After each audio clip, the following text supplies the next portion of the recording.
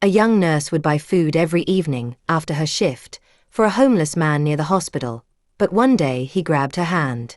"Child, you have fed me so many times, allow me to repay you. Do not go home today on your usual route. Go through the center, take a detour, and tomorrow morning I will explain everything." Welcome to our channel. Before we begin, write to us and tell us where you are watching from. We are very interested to know. We wish you a pleasant listening experience of this captivating story. Oleona closed the service entrance door and leaned against the cold wall for a moment. Her legs were throbbing after the 12-hour shift. Her back ached from the infinite bending over hospital beds. The November wind hit her face, and she huddled up, pulling the hood of her blue jacket over her head. It was 8 o'clock in the evening. Darkness had already tightly enveloped the county hospital grounds. Only the rare street lamps cast yellowish patches of light on the wet asphalt. Oleona absent-mindedly felt the keys to her rented apartment in her pocket and headed toward the exit. 3 months ago, these keys were the only thing she had taken from her family life. Everything else, the 2-room apartment in a new building, the car, the shared photos, remained with Maxim, her ex-husband. "I can't take it anymore, Oleona. You are always at work, always tired. I want a wife, not a nurse who crawls home and collapses without strength." His words still rang in her ears, even though almost half a year had passed since that evening. Oleona hadn't tried to argue then, hadn't tried to explain that the hospital isn't just a workplace. She simply packed her things and left. Now she was renting a studio apartment on the outskirts, in an old 5-story building, where the radiators creaked in the evening and it smelled of the neighbor's cabbage. Her nurse's salary was enough for rent, food, and transport. Sometimes, for a bouquet of cheap flowers on the table, to somehow dilute the grayness of loneliness. Oleona passed the main entrance with the bright sign "Emergency Admissions Unit" and turned toward the side gate. Here, at the service exit, there were almost never any people, only staff cars in the parking lot and, rarely, orderlies smoking. But in the last 3 months, another permanent resident had appeared here. Nikolai Petrovsky sat in his usual spot, on the wooden bench near the fence, covered with an old padded jacket and a greasy blanket. An elderly man, about 70 years old, with a gray and disheveled beard and kind but tired eyes. Next to him stood a worn sports bag containing all his meager possessions. Oleona first saw him at the end of August, after moving. It was a heat wave then, and the old man had dozed off on the same bench, covering his face with a newspaper. She passed by him, but after a few steps, she stopped. She turned around, looked at the hunched silhouette, and suddenly understood with piercing clarity. This man is hungry. The next day she brought him sandwiches from the hospital canteen, then hot soup in a thermos, and a week later she already knew for sure that every evening, after her shift, she would go into the neighboring canteen and buy him dinner. 200 rubles a day, 6,000 a month. Almost a quarter of her salary, but she couldn't give it up. "Good evening, Nikolai Petrovsky." Oleona sat down next to him on the edge of the bench and handed him the warm bag. The smell of buckwheat with chicken mixed with the November dampness. "Oleona, my dear." The old man nodded gratefully and took the bag with both hands. His fingers were cracked from the cold, his nails broken. "Again. You shouldn't have spent money." "But I've already had dinner at the canteen," she lied out of habit. In fact, she didn't have money for 2 dinners, but Oleona had long ago learned to be content at home with tea and biscuits. Instead, seeing Nikolai Petrovsky eat hot food was more important than her own hunger. They sat like that for a few minutes in silence, each immersed in their own thoughts. Oleona watched as the old man carefully opened the plastic container, how he reverently inhaled the smell of the food. In these moments, she forgot about her own problems. About the empty apartment where she didn't want to return. About Maxim, who had probably already found a less tired life partner. "Are you a veteran?" she asked him once, in the first weeks of their acquaintance, noticing a faded medal on his padded jacket. "Afghanistan," Nikolai Petrovsky answered briefly. It was a long time ago, another life. He didn't tell much more about himself, and Oleona didn't pry. She understood that everyone has their own pain, their own reasons for ending up on the street. Maybe he chose this life. Maybe life chose him. It doesn't matter. Weeks passed. September was replaced by October, October by November. Olyona brought him food every evening. Sometimes they exchanged a few words, other times they just nodded in greeting. Nikolai Petrovsky always waited for her at the same bench, always thanked her, always wished her a good evening. One day he told her that he once had a son. He grew up, moved to another city, doesn't call anymore. Olyona didn't ask for details. She saw how the old man's lips trembled when he spoke about it. And a week later, Nikolai Petrovsky asked her why she was alone. Not out of curiosity, but rather out of compassion. Olyona shrugged and answered briefly that she was divorced. It happens, he nodded understandingly. The main thing is not to let your heart turn to stone. These words somehow imprinted themselves in her mind. Maybe because they were sincere. Work at the hospital absorbed Olyona completely. The therapy ward, where she worked, was always full of patients. Old women with diabetes, men after heart attacks, women with hypertension, endless 4 drips, injections, dressings, measuring blood pressure. Olyona knew every patient by name, remembered who needed what medicine, who was on what regimen. The head nurse, Vera Ivanovna, often said that Olyona was a golden employee, the likes of which are rare now. But there were other people in the hospital too, those who worked not out of vocation, but for the salary.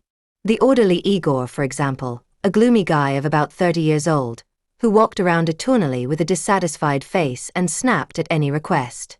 Or the head of the therapy ward, Petru Semyonovsky Krovtsov, a massive man with a shiny face, who drove an expensive foreign car and looked down on the nurses. Olyona tried not to cross paths with him too often. Once, in the middle of October, Olyona stayed at the hospital until late. The nurse on duty had fallen ill, and they asked her to fill in for a few hours. When she finally finished, it was already 10:30. The corridors had emptied, only the night light burned in the offices, casting long shadows on the walls. Olyona was walking down the corridor of the 3rd floor, past the doctor's offices. Her steps echoed on the tiled floor. She wanted to go home as quickly as possible, to sleep, to forget everything. But passing the head of the ward's office, she suddenly heard voices. The door was slightly ajar, and light seeped through the crack. Olyona involuntarily slowed her pace. She didn't want to eavesdrop. It was simply that in the empty night corridor, any sound seemed loud and attracted attention. "Igor, I told you to be more careful with the invoices." It was Petru Semyonovsky's voice. Irritated, muffled, but clear. "Yes, everything is normal, Petru Semyonovsky," answered another voice, younger. Olyona immediately recognized Igor the orderly. "The write-offs are going according to schedule. The pharmacist is our man. The medicines leave without unnecessary questions. Look, with me, one single mistake and we both fly, do you understand? These medicines are expensive, if anyone notices the discrepancy. But who is going to check? The control is formal. We put them on the accounts of the seriously ill. Who is going to sit and dig around? The important thing is for the papers to be in order. And our new buyer pays excellently. You yourself." Olyona hurried on, trying to walk quietly, but her heels still clicked on the floor. The discussion in the office stopped. She quickened her pace, almost ran toward the stairs. Her heart was beating somewhere in her throat. Only when she got outside could she catch her breath. The cold air burned her lungs. Her hands were trembling when she took out a cigarette. Olyona hadn't smoked for 2 years, but now she took a long-lost pack out of her bag and lit one. What was that? Write-off. Medicines. Buyer. She wasn't naive. Schemes happen in any hospital. Everyone knows that. Bandages disappear somewhere, medicines somewhere else. But this sounded serious. Expensive medicines. False write-off. This is no longer petty theft. It's a scheme. Oleona took a drag on the cigarette and immediately started coughing. She had lost the habit of tobacco. She threw the cigarette away and rubbed her face with her palms. What to do now? Tell someone? The chief physician? The police? But she has no proof. She only heard a fragment of a conversation. Maybe she misunderstood. Maybe they were discussing something perfectly legal, just the phrasing was strange. And, in general, what does she need this for? Oleona had just started life from zero. She got a new job, is trying to forget the divorce. To get involved in settling scores with the head of the ward, that would be the end. They will fire her in 2 shakes if she starts asking uncomfortable questions. They will find a reason. And then try getting hired at another hospital with a stain on your record. Nikolai Petrovsky was already sleeping on the bench that evening, covered with the blanket over his head. Oleona quietly left the bag of food next to him and left for the station. In the minibus, it was stuffy and crowded. It smelled of wet jackets and cheap cologne. She pressed her forehead against the fogged window and closed her eyes. At home, in her cramped studio, Oleona made herself some tea, sat by the window, and looked into the darkness. Beyond the glass, a fine rain was sifting, turning the city lights into yellow blurs. She cupped the hot mug with her palms and tried to calm down. "It's not your business," she said to herself out loud. "It really isn't your business." But she slept poorly that night. Oleona tossed and turned, falling into an anxious doze and waking up again. She had strange dreams, the hospital corridors turning into a labyrinth, Petru Semyonovsky's voice echoing through empty wards, Igor with his gloomy face walking behind her. In the morning she woke up broken, with a heavy head. She pulled on her uniform, braided her hair, and applied pale lipstick to her lips, at least an appearance of liveliness. From the mirror, a pale woman with dark circles under her eyes looked back at her. 28 years old, but she looks 40. In the hospital, it was the usual chaos. The line for admissions stretched to the exit. In the treatment room, there were not enough disposable syringes again. In room 7, 2 patients hadn't shared the space by the window and almost got into a fight. Oleona ran between floors, set up IVs, distributed pills, calmed down Grandma Zina who was crying, panicked about her upcoming surgery. She saw Petru Semyonovsky fleetingly. He was walking down the corridor with the head nurse, discussing something over some papers. An ordinary boss on an ordinary day. Igor was pushing the cart with dirty linen toward the laundry, without raising his eyes. An ordinary orderly, doing his job. Neither of them even looked in Oleona's direction. She was an empty space to them, inferior medical staff, a cog in the hospital machine, and this reassured her. It means they didn't notice her in the corridor yesterday. It means everything is fine. By lunch, Oleona had almost forgotten about the nocturnal discussion. Work absorbed her completely, leaving no time for thoughts and worries. This was precisely why she loved her profession.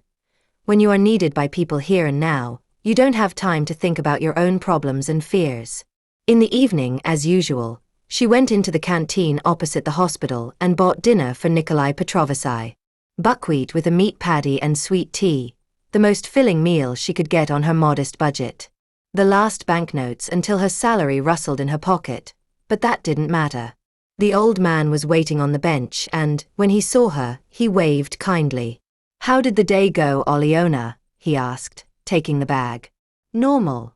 She sat down next to him, shivering from the cold. "I'm tired, of course, but that's usual. You are still young, you can handle it." Nikolai Petrovsky opened the container and sighed gratefully. How it smells. At your age, I was already fighting in the mountains. Hungry, frozen, under bombardments. And look, I survived, you see." They fell silent. Somewhere in the distance, an ambulance siren wailed, a common sound for the hospital grounds. Oleona looked toward the lights in the windows of the therapy ward on the 3rd floor. There, behind one of those windows, is Petru Semyonovsky's office. Is he calculating now how much money the stolen medicines brought in? "Why are you so thoughtful?" Nikolai Petrovsky looked at her closely, squinting his eyes. Just because. Oleona started. I'm thinking about work. Sometimes you happen to hear something by accident and then you don't know how to proceed, whether to speak or to remain silent. The old man nodded, chewing the meat patty. A difficult question. Depends on what you heard. Nothing special. She quickly waved her hand dismissively. It probably just seemed that way to me. I'm exhausted. Nikolai Petrovsky didn't insist. He generally never intruded with questions, and Oleona appreciated that about him. The old man finished his dinner, carefully put the empty container back in the bag, and wiped his mouth with his sleeve. Thank you, daughter. Every day I thank fate that you pass by here. Such a good soul. Rarely encountered these days. Oleona smiled for the first time that entire difficult day. It's no trouble for me, honestly. You, take care here. The frosts are starting. I'm used to it. Don't worry. I've seen worse. She stood up, adjusting her bag on her shoulder. See you tomorrow then, Nikolai Petrovsky. See you tomorrow, Oleona. Take care of yourself. Oleona walked toward the station and thought that this homeless old man is the only person in her life who is sincerely interested in how she is doing. Her mother is far away, she calls once a week. Her friends scattered after the divorce. Her colleagues are polite, but no more than that. And Nikolai Petrovsky asks every evening how her day went. And that was strangely touching. Days gathered into weeks. Weeks dragged one after another. Work, home, work again. Rare calls with her mother, who lives in the neighboring region and always worries about her daughter. Even rarer messages from Olya, her former friend, who after the divorce somehow distanced herself, probably stayed on Maxim's side. It often happens. Friends are divided after a divorce like common assets. Oleona didn't miss her past life. Surprisingly, in these months of loneliness, she understood an important thing. With Maxim, she was even lonelier than now. He didn't hear her, didn't see her. He needed a beautiful wife for status, a cheerful partner for outings in nature, a hostess for receiving guests, not a tired nurse with eternally swollen feet and the smell of hospital antiseptics on her clothes. The only person who saw the real her was, oddly enough, the homeless veteran by the hospital fence. Nikolai Petrovsky never asked why she was alone, didn't give advice, didn't pity her ostentatiously, he simply accepted her as she is. And that was more than enough. November had seriously come into its rights. In the morning, a thin layer of ice appeared on the puddles, and toward evening a piercing dampness floated in the air, chilling to the bone. Oleona now wore a thick jacket and a knitted hat, and Nikolai Petrovsky bundled up in several layers of clothes, but still shivered from the cold on his bench. That evening she left the hospital around 8 o'clock, as usual. The shift had been hard. 2 patients were admitted with complications. She had to run between rooms almost without a break. Her legs were throbbing so much that Oleona seriously considered skipping her evening ritual and going straight home. But the thought that Nikolai Petrovsky was waiting wouldn't leave her. The old man was already used to it. He counted on her. Oleona entered the canteen, bought buckwheat with goulash and a hot tea in a thermos cup. The saleswoman, a plump woman of about 50, already knew her by sight. "Are you taking it to the homeless man again?" she asked, packing the food. "Yes, you are very kind. They are all drunks, you know." Oleona remained silent, paid, and left. People always think they know another person's life better than the person themselves. Nikolai Petrovsky didn't drink. She never saw him drunk, and he didn't smell of alcohol either. He was simply an old and tired man whom life had broken. The bench by the hospital fence was in its place, but Nikolai Petrovsky was not on it. Oleona stopped, looking around in surprise. Strange, in all 3 months he had never been missing at this hour. He always waited for her, always sat in the same spot. She took a few steps along the fence and saw him. The old man was standing in the shadow of the building, at the service entrance, his back pressed against the wall. In the dim light of the street lamp, his face looked tense, even scared. "Nikolai Petrovsky," she called him softly, approaching. He flinched, turned around.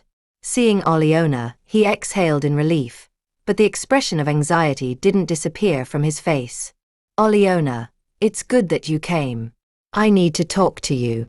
His voice sounded hoarse, hurried. Oleona became alert. Something was wrong. Something was very wrong. What happened? Do you feel ill? No, it's not that. The old man looked around as if he feared someone was eavesdropping. Sit down, please. I have to tell you something. Important. They sat on the bench. Oleona handed him the bag of food, but Nikolai Petrovsky pushed it aside, without even looking. This wasn't like him at all. Usually, he received dinner with gratitude, started eating immediately, but now he didn't even open the container.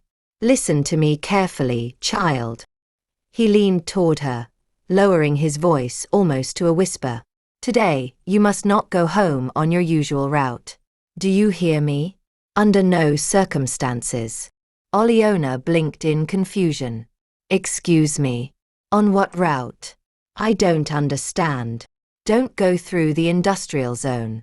On the road you always take with minibus number 17. Don't go today. Her heart jumped out of her chest. How does he know which route she takes home? Oleona had never told him such details. How do you know?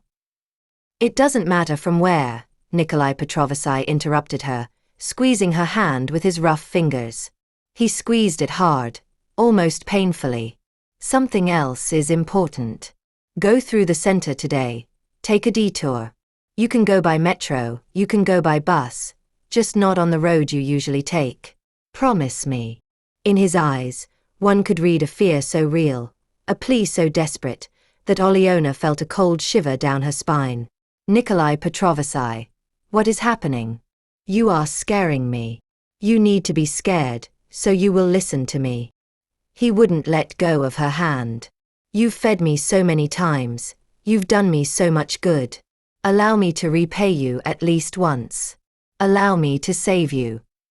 Save me from what? The old man looked around again. In the parking lot, the street lamps were burning, illuminating the empty staff cars. There was no one nearby, only the wind chasing fallen leaves on the asphalt. I can't explain to you now. It's dangerous. But believe me, if you go on your usual route today, a tragedy will happen. A great tragedy. Please, go through the center, and tomorrow morning I will tell you everything. I will explain everything, I promise. Oleona looked at him, trying to understand if the old man hadn't lost his mind. Maybe he had hypothermia, is delirious. But his eyes were clear, his gaze alert and conscious. He wasn't drunk, he wasn't sick. He was deathly afraid. What tragedy? Tell me at least something. I don't understand. Tomorrow morning I'll tell you everything. There is no time now. He let go of her hand and took a crumpled piece of paper out of his pocket, shoving it into her palm. Here. The address of the veterans' home on Kirova. If anything happens, come there tomorrow during the day and ask for me. I will be there. Veterans' home. Are you moving there? I'm not moving. I will simply be there just in case, if you don't find me here. It sounded stranger and stranger. Oleona squeezed the paper in her hand, feeling the anxiety grow. Nikolai Petrovsky, maybe it's better if I call the police directly if something is threatening you? No. He shook his head abruptly. No police, do you hear me? You'll make it worse. Just go home on another route and that's it. Nothing else is needed. He spoke so insistently, so convinced, that Oleona nodded against her will. Okay, I will go through the center. Nikolai Petrovsky exhaled in relief, and the tension disappeared a little from his face. Good girl. Thank you for listening to me. Thank you for believing the old man. He finally took the bag of food, but didn't even open it. He just clutched it to his chest, continuing to look at Oleona. Go now. Go quickly and remember. Through the center. Don't forget. I won't forget. She stood up, still holding the paper with the address in her hand. She wanted to ask another 100 questions, but the old man turned away, letting her know that the conversation was over. Olyona walked slowly toward the station. She turned back. Nikolai Petrovsky was sitting on the bench, hunched over, hugging the bag of food. A small and stooped silhouette against the background of the huge hospital building, so alone and defenseless. At the station, she stood in thought. Minibus 17 goes through the industrial zone, her usual route. The road is short, only 20 minutes. And if she goes through the center, she will have to change, to lose almost 1 hour. And she felt sorry for the money for an extra ticket. But Nikolai Petrovsky's words wouldn't leave her alone. His fear was real, not acted, not crazy, real. As if he knew something concrete, something horrible. Minibus 17 arrived. The driver opened the door, looked expectantly at Olyona. She stood motionless. 1 second. 2, 3. Are you going or not? The driver shouted. No. Olyona exhaled and stepped back from the door. The minibus started with a howl, leaving behind a trail of exhaust fumes. Olyona watched it go, feeling like a complete fool.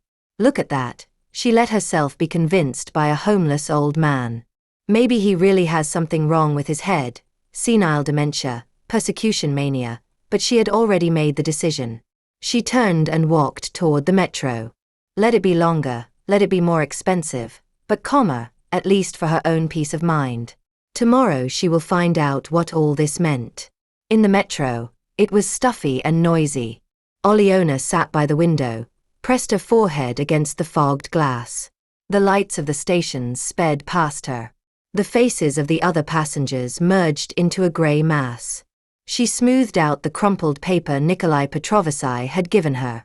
Veterans Home, Kirova Street, 48. Written by hand, neatly, in block letters. It means the old man is not as simple as he seems. An educated man. At the transfer point, she bought a coffee from a vending machine and drank it, burning herself. Then she got on the bus and for another 40 minutes jolted along until her stop. When she finally got off near her house, it was already almost 10 in the evening. The stairwell of the block greeted her with peeling walls and the smell of cat urine. Olyona went up to the 3rd floor, opened the apartment door, and stopped on the threshold. Silence. Emptiness. No one greets her, no one asks her what she is doing. Only the radiator hisses in the corner and the fridge hums in the kitchen. She threw off her jacket, took off her shoes, and went into the room. She sat on the sofa, without even turning on the light. She sat in the semi-darkness, looking out the window. Beyond the glass, the lights of the neighboring blocks flickered. Somewhere music was playing, somewhere people were laughing. Life went on, and Olyona thought about Nikolai Petrovsky. About his fear, about his words regarding the tragedy. What did he mean? And, most importantly, how does he know her route? She never told him where she lives, which road she takes. Her phone was on the table. Olyona picked it up, wanted to call.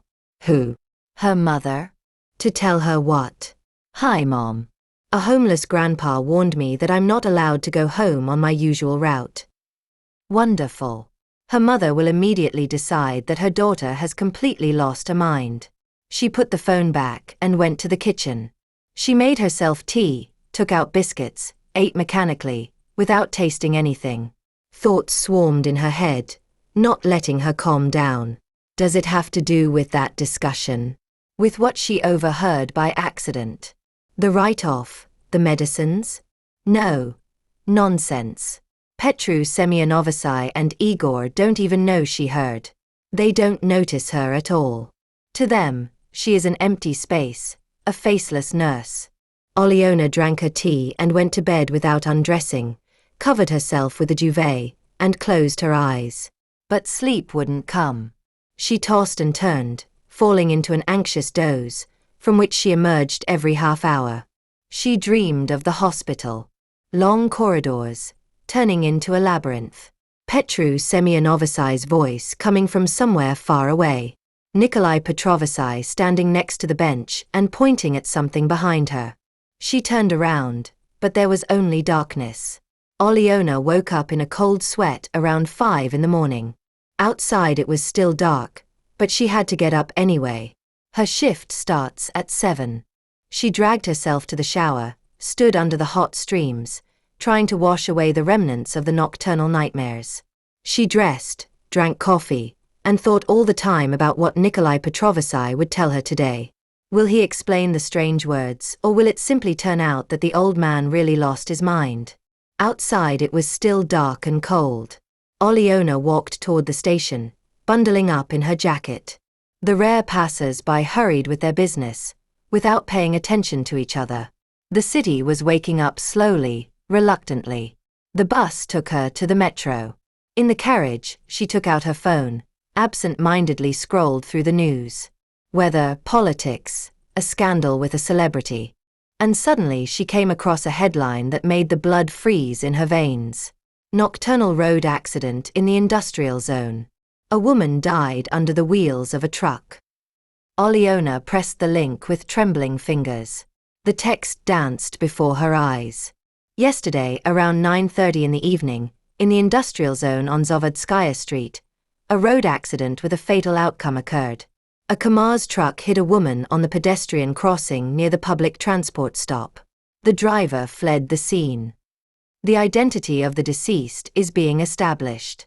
According to preliminary data, the woman was approximately 30 years old. She was wearing a blue jacket. Blue jacket. 30 years old. Zavodskaya Street. Her usual route. The pedestrian crossing near the stop where she gets off every evening from the minibus.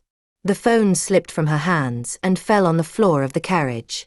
Olyona didn't notice. She sat, staring fixedly at a point, feeling an icy cold spread throughout her body. The words from the news article repeated in her mind like a broken record. Blue jacket. Zavodskaya Street. 9:30. It was supposed to be her. The passenger in front picked up her phone and handed it to her. Olyona took it automatically, without even saying thank you. Her hands were trembling so much that the screen looked blurry. She reread the news one more time, then one more time, as if hoping the words would change, that she misunderstood. But the text remained the same. Road accident. Truck. Deceased woman. Driver fled. Next stop Revolution Square, the automated voice announced. Olyona jumped from her seat and rushed toward the doors.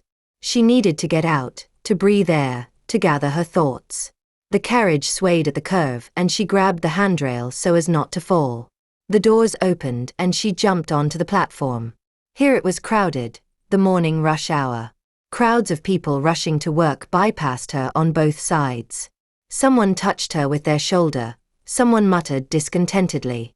Olyona leaned against the cold tiled wall and closed her eyes, trying to breathe regularly. Nikolai Petrovsky knew.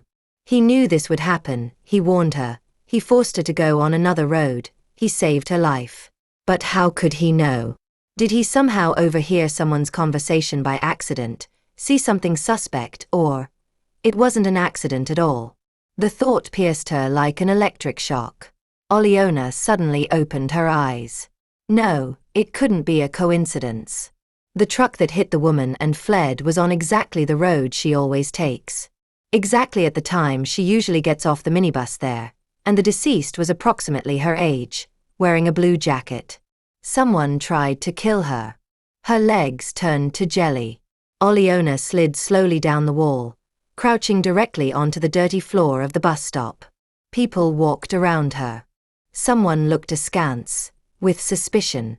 They probably thought she was on drugs or drunk. But she was indifferent to them. Someone wanted to kill her, had organized this accident, staged everything to look like an unfortunate crash, and in her place, another woman had died, an innocent stranger. Olyona lost her breath. She wrapped her arms around herself, trying to get warm, though the cold was coming from inside. Who? Why? What for? And then that conversation popped into her mind. Petru Semyonovich and Igor. Right off according to schedule. The preparations leave without unnecessary questions. She had heard it by chance. Maybe they hadn't noticed her in the corridor then, but later someone might have seen. Someone might have told the department head that the nurse was walking by his office at an inappropriate time. Oleona remembered the surveillance cameras in the hospital hallways.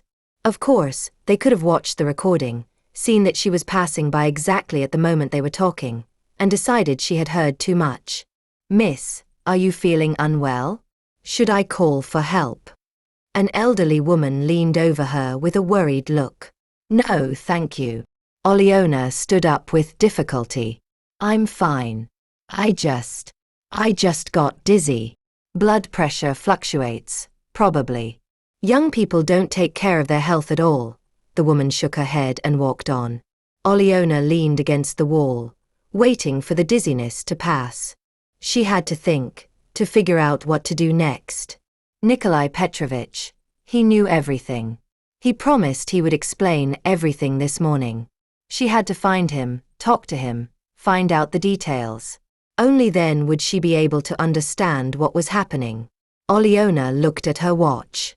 10 to 7. The shift starts exactly at 7 o'clock. If she doesn't show up, questions will start. But going to the hospital now is like sticking her own head in a noose. Petru Semyonovich is there, Igor is there, the people who organized this crime are there. Her hands started trembling again. Oleona took out her phone, found the number of the head nurse, Vera Ivanovna. She dialed. The ringtones dragged on agonizingly long. "Hello, Vera Ivanovna. It's Oleona. I won't be able to come to the shift today. I've fallen ill. My temperature went up." Her voice sounded raspy, broken. It wasn't hard to pretend. "Oleona, my dear, what happened? You were feeling fine just yesterday," the head nurse asked worriedly. "I started feeling bad during the night. I probably caught a cold. Please forgive me." "Oh, why are you apologizing? Health is more precious. Treat yourself, get some rest. We'll do the sick leave later." Oleona hung up and exhaled in relief. At least this problem was solved. Now she had to get to the hospital and find Nikolai Petrovich. To find out the truth. She went up to the surface, exited the subway. The city in the morning was noisy and indifferent. Cars were speeding on the roads. People were rushing on the sidewalks. Coffee lovers were already crowding into cafes. An ordinary working day, while somewhere lay the body of a woman who died in her place, who probably has a family, children, parents, who was simply going about her business and ended up at the wrong time, in the wrong place. Oleona hailed a taxi. She didn't take public transport anymore. She had no strength left. She sat in the back seat and gave the hospital address. The driver, a young man with tattoos on his arms, nodded and drove off. On the way, she checked her phone again, opened the news. Several publications were already writing about the accident. Details had appeared. It was assumed that the truck driver was drunk and fled the scene, scared of responsibility. Police were looking for witnesses to the incident. It really was an accidental victim. A woman who just happened to be there. And the killers didn't see well in the dark. They decided she was the target they were looking for. Blue jacket. Approximate age, time, and place coincided. A mistake. A monstrous and bloody mistake. "We have arrived," said the driver. Oleona paid and got out. The hospital stood in the morning twilight. The windows of the lower floors were already lit. The workday was beginning. She walked around the building, heading toward the service exit where Nikolai Petrovich usually sat. The bench was empty. The old man's bag wasn't next to it, nor the blanket. Only the pressed spot on the wooden planks showed that someone had been sitting here. Oleona stopped, feeling her heart drop somewhere down low. No, it can't be. He promised to explain everything. He promised he would be here. "Nikolai Petrovich," she shouted, looking around. No answer. Maybe he went to that veteran's home? Oleona feverishly put her hand in her pocket, found the crumpled paper with the address. Kirov Street. Number 48. That's at the other end of the city. 40 minutes of walking from here. She was already preparing to leave when she noticed something white on the bench. She approached. A sheet of paper, weighed down by a small stone so the wind wouldn't take it. On the sheet, in large and uneven letters, written with a simple pencil, Olyona, if you are reading this, it means you are alive. Thank God. Leave here. Don't ask questions. Simply leave and do not return to the hospital. They are dangerous. Very dangerous. Forgive me that I cannot explain more. Take care of yourself. NP. Her hands went cold. Olyona reread the note 2 times. Do not return to the hospital. They are dangerous. Who are they? Petru Semyonovich, Igor, someone else? She looked around. The hospital territory was almost empty. Only a few cars in the parking lot and a couple of orderlies smoking at the central entrance. The windows of the therapy department on the 3rd floor shone with a warm light. The morning rounds are taking place there now. Nurses are distributing medicines. Doctors are visiting wards. An ordinary day, but somewhere there, beyond those walls, walk people who yesterday tried to kill her. Olyona folded the note and put it in her pocket. She turned around and walked away quickly, distancing herself from the hospital. She looked back. No one was following her. Or she simply didn't notice. Paranoia. This is called paranoia. But is it paranoia if someone is actually hunting you? She reached the nearest cafe and went inside. It was warm here and smelled of fresh pastries. A few customers sat at tables, noses in their phones. Olyona ordered a coffee and sat in a far corner from where the entrance was visible. She needed to think, to pull herself together, to make a plan. First, Nikolai Petrovich disappeared, left a note, and left. Maybe he got scared that they would find him too, or decided the warning was enough. Second, someone tried to kill her. They staged an accident. The truck that hit and ran, that is not a coincidence. It is a well-planned operation. Third, this is connected to the hospital, to that conversation about preparations. She heard too much. She became dangerous. Olyona sipped the hot coffee, burning herself. Pieces of the puzzle were fitting together in her mind, but the picture still remained incomplete. How did Nikolai Petrovich find out about the danger? He is a homeless man. He lives near the hospital. He could have heard something, seen something suspicious, but what exactly? She took out her phone, opened the maps. Veterans Home on Kirov, 48. Maybe she should go there? Find the old man, clarify everything to the end. But she was afraid. Very afraid. What if they are watching her right now? What if her phone is bugged? No, that's total paranoia now. She isn't a spy, she isn't a witness to some major crime. She is just a nurse who accidentally overheard a conversation. Although, if Petru Semyonovich really is stealing expensive preparations, this could be about millions of rubles.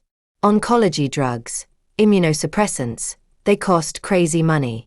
To write them off on non-existent patients and then sell them on the black market, it's a serious scheme. And serious money. And for serious money, people are ready to kill. Olyona finished her coffee and ordered another one. She sat, cupping the hot mug with her hands and looking out the window. Beyond the glass, ordinary life was unfolding. People were rushing to work. Cars stood in traffic jams. The street sweeper was sweeping leaves. No one knew that somewhere very close sat a woman whom they tried to kill yesterday. Her phone vibrated. Olyona flinched, picked it up. A message from Vera Ivanovna. Olyona, how do you feel? Did your temperature go down? Do I need to bring you anything? Kind Vera Ivanovna, she doesn't even suspect what is happening. No one in the hospital suspects. To everyone, Petru Semyonovich is a respected department head, a professional, and Igor an ordinary orderly, maybe gloomy, but who does his job. Olyona wrote the reply. Thank you, I will stay home. Tomorrow I will probably come out. She sent it and immediately regretted it. What if tomorrow they try again? They will organize a new unfortunate accident. She needs to go to the police immediately, tell everything she knows.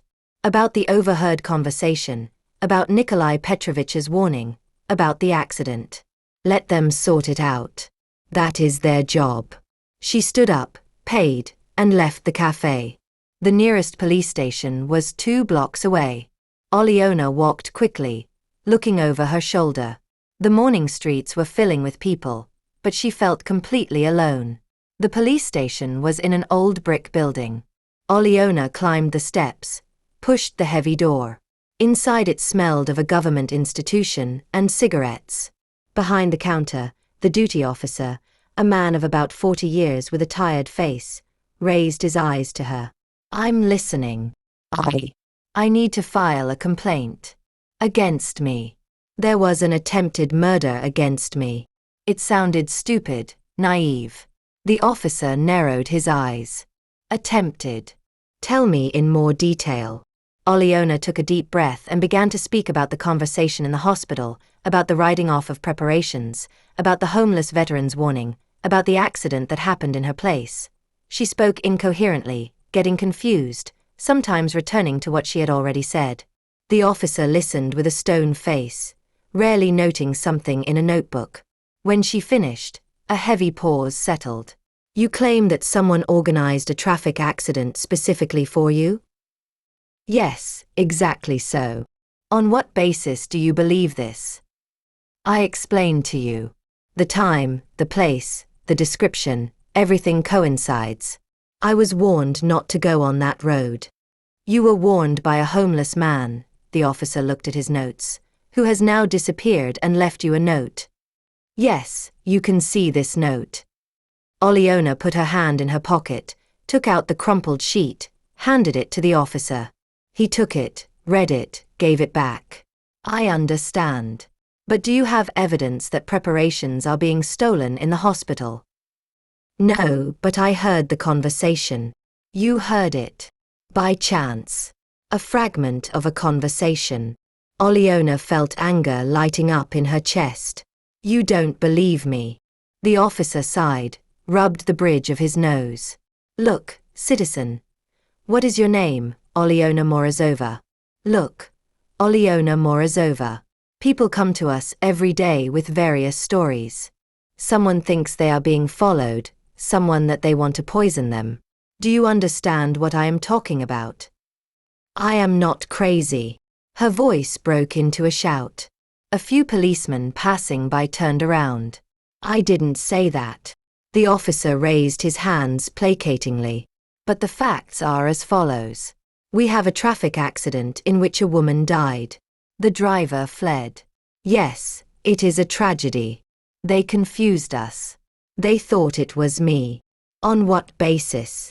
Blue jacket. Time, place. There are thousands of blue jackets in the city. Forgive me, but this is not evidence. Olyona felt all her strength leaving her. He is right. She has no evidence. Only a fragment of a conversation, an old man's warning, and her own assumptions. Listen, the officer softened. I understand, you are scared and you are doing the right thing by coming.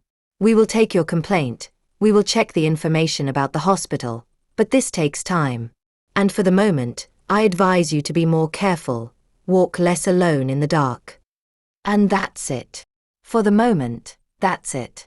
If concrete threats appear, real evidence, come again. Olyona turned and walked out. Outside, she felt nauseous. She leaned against the wall, fighting the panic that was seizing her. The police didn't believe her. They won't investigate. She is alone, completely alone against those who have already tried once to kill her, and will certainly try again. Olyona stood near the wall of the police station for a few minutes, trying to pull herself together. People walked past her, someone cast sympathetic glances, but no one stopped. The police didn't believe her. They won't investigate. She is alone against those who have already tried once to kill her. She had to do something. To stand idly by means waiting for when they will try again. And they will try. Olyona did not doubt it. She took out her phone, opened the maps. Veterans Home on Kirov Street. Nikolai Petrovich said he would be there. Maybe he is the only one who knows the whole truth. The only one who can help her. The taxi took her there in half an hour. The veteran's house turned out to be an old building with 2 stories, with peeling plaster and new double-glazed windows. On the sign at the entrance, it was written in faded letters, County Home. Boarding School for War and Labor Veterans. In the hall, it smelled of hospital food and old age. Behind the reception sat a plump woman in a white coat. "Good day. I am looking for Nikolai Petrovich. He should have come here." The woman raised her eyes. "Surname? I don't know his surname. He is a veteran of the war in Afghanistan, homeless. Approximately 70 years old. Grey beard. Ah, Lebedev. Nikolai Petrovich Lebedev. Yes, he has been here since morning. He is in the cafeteria now, on the 2nd floor." Olyona went up to the floor. At the end of the corridor, she saw the sign, Cafeteria, and entered. In a corner at a separate table, sat Nikolai Petrovich, freshly shaved, haircut, in a dark, clean sweater. He looked completely different, not like a homeless man, but like an ordinary elderly man. "Nikolai Petrovich," Olyona called softly. He flinched, turned around. Seeing her, his face relaxed with relief. "Olyona, are you alive? Thank God, you are alive." She approached, sat opposite him. "I read your note and I read the news. How did you know about the accident?" He looked around, lowering his voice. "I didn't know exactly that there would be an accident. I heard them planning. That orderly from your hospital, Igor, and another guy, met the day before yesterday in the evening at the service entrance. They thought no one was there, but I was there, on the bench. In the dark, they didn't notice me." "What were they saying? Tell me everything." Nikolai Petrovich sighed heavily. The stranger asked Igor, "Is everything ready for tomorrow?" Igor answered yes. The car will be waiting on Zovodskaya Street around 9:30. He said the nurse always walks on that road at the same time. He described you, young, dark hair, blue jacket. He said you heard too much and could create problems. It means they really saw me in the corridor. They checked the cameras or Igor himself noticed. And then the stranger said that everything would look like an unfortunate accident. Drunk driver, hit and run. The police won't even search properly. Igor asked about money. That one answered he would pay after. They parted ways. And you understood they were talking about me. I thought of you immediately. The young nurse who brings me food every evening. Blue jacket. God, Olyona, my heart broke." Olyona reached out, covered his palm with hers. "Thank you. If it weren't for you, I would be lying in the morgue now. You have nothing to thank me for. You saved me from hunger so many times. I simply couldn't allow them to kill you." They were silent for a little while. "I went to the police," Olyona said. "I told everything, but they didn't believe me. They said there is no evidence, and there really isn't. The two met in the dark. There were no witnesses other than me. And who will believe me? An old homeless man. What should I do? Find evidence." Nikolai Petrovich leaned closer. "Real evidence that medicines are being stolen in the hospital. If you prove that, the police will start an investigation, and from there they will reach the attempted murder too." Olyona thought. All write-offs of preparations go through the hospital pharmacy. There must be documents there. There are papers in the pharmacy. Galina Viktorovna works there. An honest woman. Maybe she knows something. Talk to her. Carefully find out what she can tell. "Nikolai Petrovich, but you have a son. You said so." The old man's face darkened. "I do, Anton. We haven't spoken for 15 years. He got angry with me when I, after Afghanistan, started drinking. He couldn't take it, he left. And I was too proud to call first. And now the social worker says she can help find him, but I'm afraid. What if he doesn't want to see me? He will want to. You are his father after all. Nikolai Petrovich handed her an old phone with buttons. Take this. There is only one number saved there, my son's. If something happens, if it gets dangerous, call. Say you are on my behalf. He lives here, in the city. He works at the prosecutor's office. Senior investigator. He will help. I know. At the prosecutor's office? Yes. Anton Nikolaevich Lebedev. We haven't communicated for 15 years already, but if I ask him, he won't refuse. 1 hour later, Olyona returned to the hospital. It was around 11 o'clock, the height of the work schedule. She put on her hood and entered quickly. The corridors were full of people. No one paid attention to her. The pharmacy was on the ground floor. Olyona went down the stairs and entered. Behind the window glass sat Galina Viktorovna. Seeing Olyona, she raised her eyebrows in surprise. Morozova, you just got sick. Yes, I feel better. Galina Viktorovna, may I have a moment? In private. The pharmacist looked at her suspiciously but came out of the pharmacy. They went into the back room. Tell me honestly, Olyona lowered her voice. Have you noticed anything strange with the write-offs of preparations, especially the expensive, oncological ones? Galina Viktorovna's face turned to stone. Please, don't pretend. I know that Petru Semyonovich organized an embezzlement scheme. I heard their conversation, and because of that, they tried to kill me yesterday. Do you understand? To kill me. The pharmacist turned white. I suspected for a long time. The write-offs were done too often, the numbers didn't match up, but I kept quiet because I was afraid. I thought it wasn't my business. Do you have documents? I have copies of the accompanying notices. I made them secretly, just in case. I kept them at home. I thought that if something happened, I would go to the police myself, but I didn't dare. Olyona grabbed her hands. Give me these documents, please. They organized an accident. Another woman died in my place. If we don't stop them now, they will try again. God, I didn't know they were capable of such a thing. All right, I finish my shift at 6 in the evening. I get home and call you immediately. We meet. I give you everything I have. Olyona dictated the number and went out the back. She needed to leave here quickly, but she didn't manage to reach the stairs when she heard a familiar voice behind her. Morozova. What are you doing here? Vera Ivanovna said you got sick. Olyona turned around. Igor. Suspicion could be read on his face. I forgot important things in the locker. I had to come back. Igor took a step closer. His eyes were cold. Strange. Very strange that you got sick precisely today. Exactly after.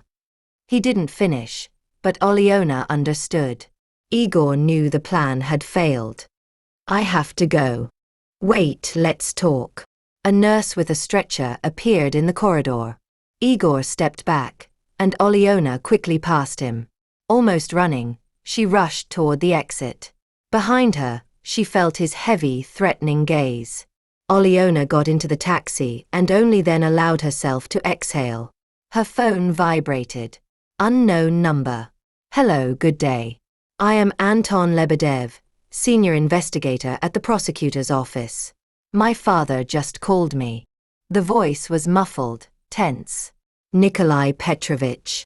Yes. He said you need help, that you are being threatened. Is it true? Yes, it is absolutely true. Let's meet. I want to hear everything personally. 1 hour later, Olyona sat in a cafe opposite a tall man of about 40 years, with a tired face and light eyes. Anton Lebedev listened to her story silently, rarely nodding. When she finished, he leaned back on the chair. It means Dad warned you. He saved your life. I haven't spoken to him for 15 years. I considered him a drunk, a loser. I was ashamed, and yet he saves people.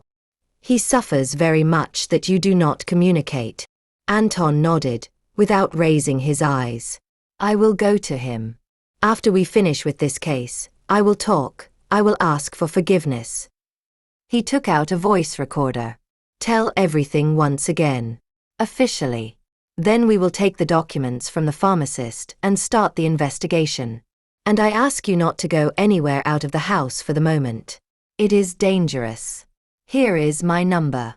If something happens, call immediately. In the evening of the same day, Galina Viktorovna handed over the documents to Anton Lebedev. Copies of notices, write-offs of preparations on non-existent patients, forged signatures of doctors, ironclad evidence of an embezzlement scheme of millions. 2 days later, they detained Petru Semyonovich Kravtsov right in his office. They immediately took the orderly Igor as well. During the search, they found correspondence with the executor of the accident, payment documents. Igor confessed almost immediately, hoping for the court's leniency. Kravtsov held out longer, but when presented with the documents from the pharmacy and Igor's deposition, he cracked. He told everything: how he organized the scheme 3 years ago, how he sold the stolen medicines, how he got rich on the suffering of others. The woman who died in Alyona's place turned out to be Irina Kovalyova, 32 years old, mother of 2 children. She was simply going home after work, at the wrong moment, in the wrong place. Her family was paid compensation. The killer was found and arrested. But that didn't bring back their wife and mother. Alyona went to the funeral, stood aside, looking at the coffin and the crying children. She felt guilt, although she understood it wasn't her fault. 1 week later, Anton Lebedev met her at the prosecutor's office. Dad asked about you. I went to him the day before yesterday. We talked a lot. I asked for forgiveness for all these years. He cried. So did I. We decided to start over. I am very glad, and this is thanks to you. If it hadn't been for you, I would never have decided to go to him. Alyona visited Nikolai Petrovich on Sundays. She came with pies or fruit. They sat in the living room and talked. Once she found Anton there with 2 children, a girl of about 7 years old and a boy of 10 years old. These are my grandchildren, Nikolai Petrovich introduced them proudly. Maria and Nikolai. Children, this is Aunt Alyona. She is very kind. The children greeted shyly. They drank tea, ate pies. The children told their grandfather about school. An ordinary family scene, warm, comfortable. Alyona watched them and thought how little is needed for happiness. Sometimes it is enough just to extend a helping hand. 3 months later, the trial took place. Petru Semyonovich Kravtsov was sentenced to 12 years in prison for organizing embezzlement and attempted murder. Igor to 10 years, the executor of the accident to 15 years for murder.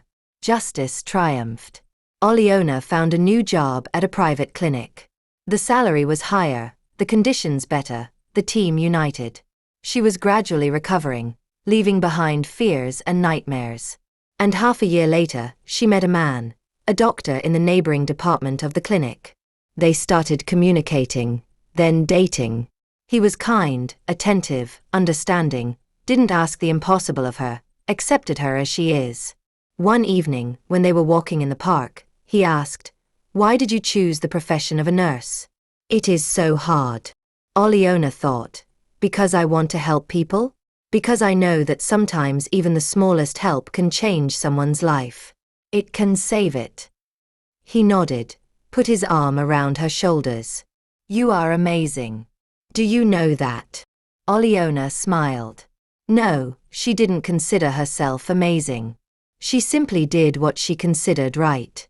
She helped when she could, believed in people, even when they lost faith in themselves. And the world returned this faith back to her. Not immediately, not always obviously, but it returned it. And this was the most important lesson. Kindness is never in vain. Sooner or later, it returns. Sometimes through saving a life, other times through a new family, other times just through a warm smile on a cold day. But it always returns. Thank you for listening to the story. Excuse the mistakes. Write in the comments what you think. If you liked it, subscribe to the channel.